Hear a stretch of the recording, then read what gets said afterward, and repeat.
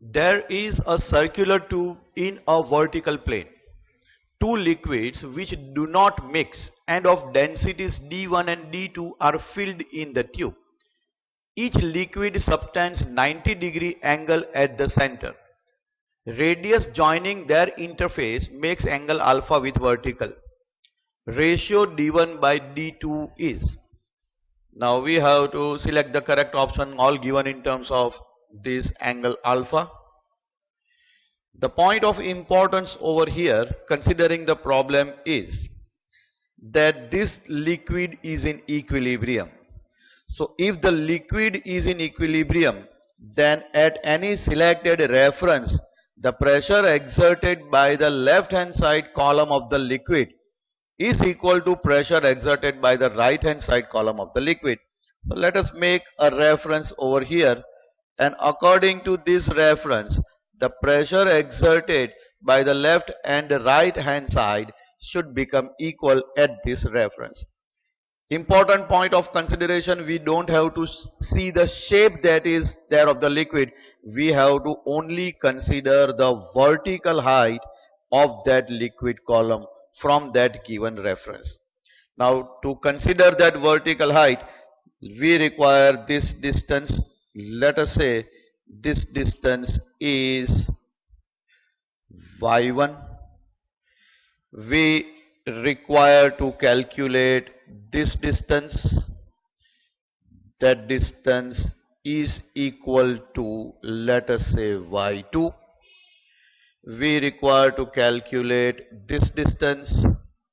Let us say that this distance is equal to y3.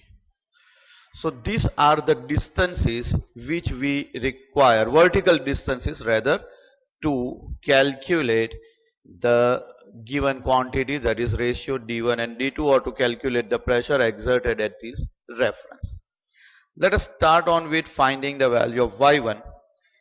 We can easily see over here by dropping a perpendicular from this point over here.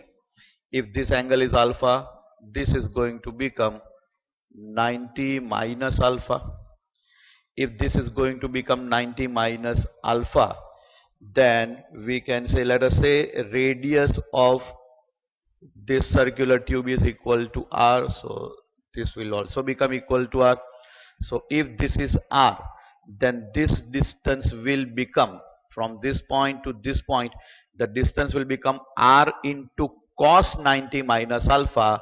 So this distance can be said as r sin alpha.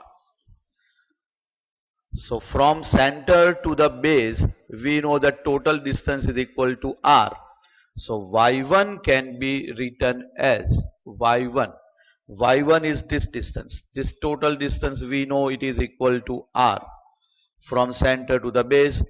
So y1 is equal to, we can say, r minus r sin alpha. That is the first thing that we have obtained over here. Now second thing, let us try to find out this total distance y3. Let us see what we can say y3 and y2 are required in our case. Let us see that how we can find out y2. If I drop perpendicular over here, so this is y2. Now this is alpha. So this distance from this point onward to this point, we can say that it becomes, this is also r, so this becomes r cos alpha. Y2 plus r cos alpha must be equal to r y2, and this distance becomes, let us write this as r cos alpha. From here to here the distance is r cos alpha. So r cos alpha plus y2 must be equal to r. Y2 is equal to r minus r cos alpha.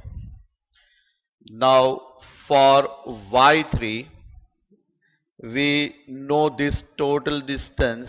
We require y3 is something which is r cos alpha. Apart from that, this much distance is further required. We can see that if this is 90 minus alpha, it becomes vertically opposite angle, again 90 minus alpha. This distance from this point to this point, it is radius. That is what we have written already.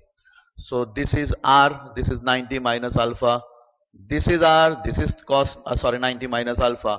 So obviously it becomes a similar triangle. This distance must be equal to r sine alpha, or you can also find it from trigonometry. So now we have from here to here, the distance is r sine alpha, and from this point to this point it is r cos alpha.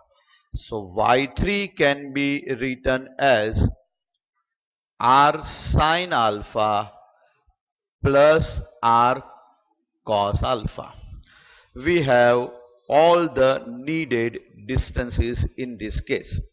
Now if we consider the pressure exerted on the pressure exerted by the left hand side liquid, then I can write pressure exerted by the left hand side liquid PL is equal to density into gravity into vertical height. This is the vertical height that is required, that is y1. So I will write d1 into g into y1.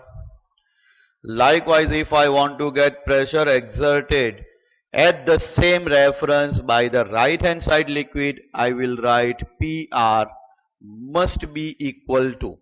Now there are two liquids responsible over here. One is liquid having density D2, another is liquid having density D1. Liquid having density D1 exerts vertical height Y2. So we will first write D1G Y2 plus liquid having density D2 exerts height Y3. So I will write D2G Y3. These two, they are, we can say that they are comparable. PL is equal to PR. So let us continue this on the next. Now PL must be equal to PR. So pressure exerted by the left hand side liquid at the reference must be equal to that exerted by the right hand side liquid at the same reference. PL can be written as D1 into G into Y1 must be equal to PR can be written as D1 into G into Y2 plus D2 into G into Y3. This term G can be cancelled away.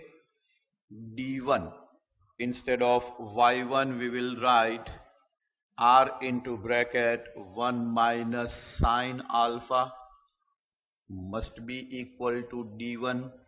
For Y2 we will write R into bracket 1 minus cos alpha plus D2. Instead of Y3 we will write R into bracket sine alpha plus cos alpha. We can as well cancel out this radius term on both the sides. Expanding, we will get D1 minus D1 sine alpha is equal to D1 minus D1 cos alpha plus D2 sine alpha plus cos alpha. We can see that this term D1 can be also cancelled away. Now taking this on the left hand side, we can write D1 as a common term. We will get D1 into bracket cos alpha minus sin alpha must be equal to d2 cos alpha plus sin alpha. So d1 by d2 can be written as cos alpha plus sin alpha upon cos alpha minus sin alpha. If we take cos alpha as a common term, then we can write cos alpha 1 plus tan alpha divided by cos alpha 1 minus tan alpha. So cosine alpha term gets cancelled out. We are left out with option 1 plus tan alpha upon 1 minus tan alpha. So this becomes the correct option for the given problem.